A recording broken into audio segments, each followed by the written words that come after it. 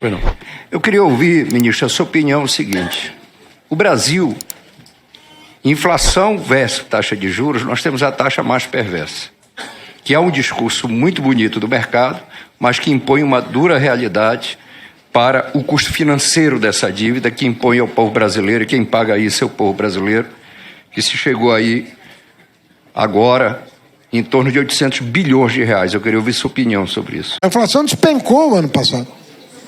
Conforme eu disse, desconsiderada a questão dos combustíveis, que foi um truque ali, para baixar a inflação de um ano para aumentar no outro, ela caiu de mais de 8 para menos de 4 em um ano. Na prática, foi o que aconteceu. Ela estava em mais de 8, isso é o Banco Central dizendo, não sou eu. O próprio Banco Central reconhece que a inflação estava mais de 8 em 2022 e caiu para menos de 4 em 2023. Então, isso tem que ser comemorado.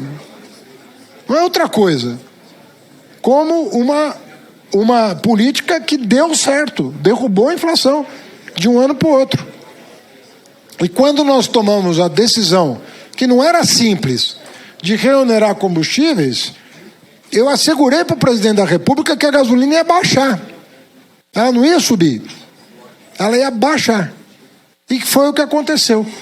Veja você, deputado, o que eu estou dizendo. Apesar da reoneração, a gasolina caiu de preço. E por que isso aconteceu?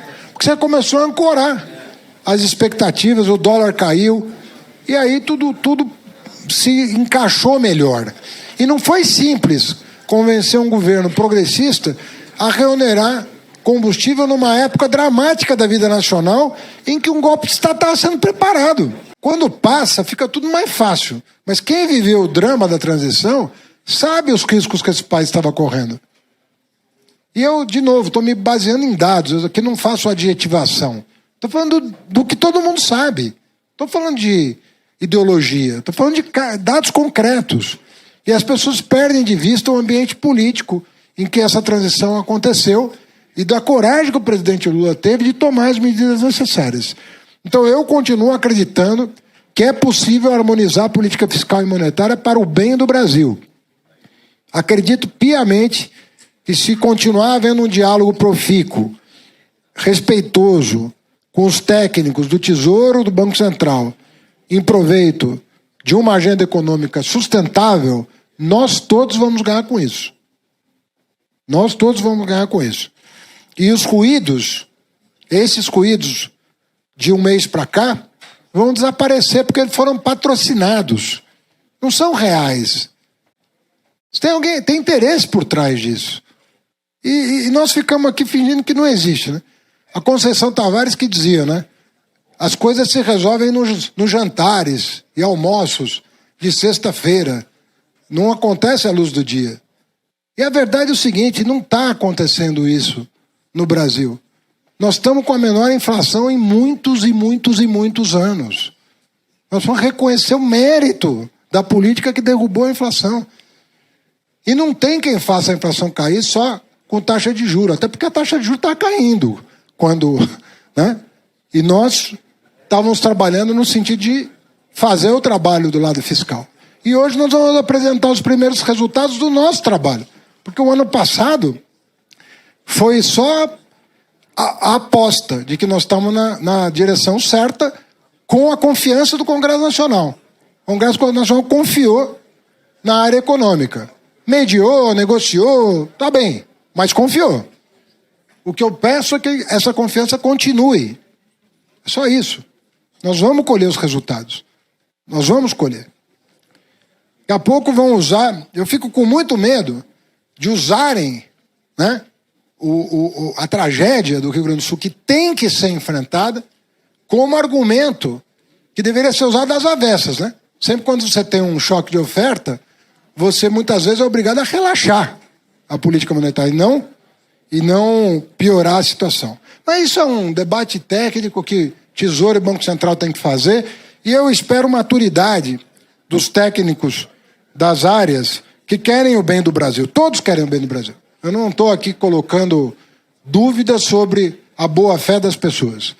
Eu acredito que nós tenhamos um corpo técnico tanto no Banco Central quanto no Tesouro Nacional, de alto nível.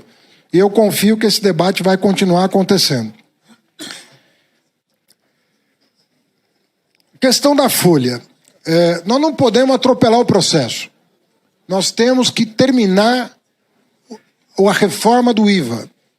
A reforma tributária tem que ser concluída para que nós possamos abrir uma nova agenda sobre renda e sobre folha. Se nós encavalarmos o processo, nós vamos correr o risco de paralisar um ciclo virtuoso de reformas que não terminam com a reforma sobre o consumo. Então nós vamos ter que trazendo para cá aquilo que está maduro para ser aprovado. Deputado Raul, o senhor sabe que o Bernardo Api está lá no CECIF com seus companheiros, Nelson Machado, desde 2016, trabalhando só nisso. As duas PECs, 45 e 110, que foram elaboradas, contaram com o CECIF para a redação das duas PECs, na Câmara e no Senado. Ou seja, o Api liderou um projeto intelectual da maior envergadura. E ele deveria ser reconhecido como uma grande liderança.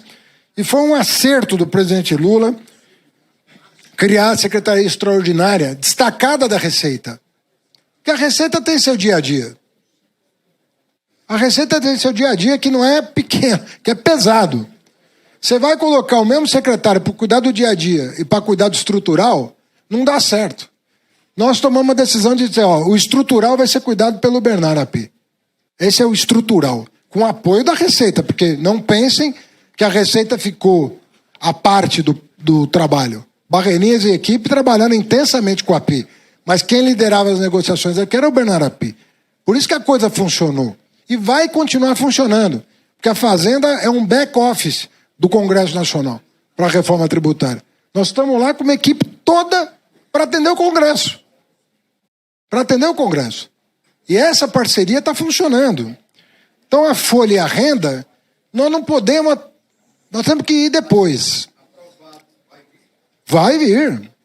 Nós temos 4 anos de mandato. Nós vamos fazer as reformas todas. Queremos fazer. Não, mas 4 é o mandato. Nós aproveitando muito bem 1 ano e meio. Olha. Eu penso que nós aproveitamos muito bem o primeiro ano e meio. Nem 1 ano e meio né?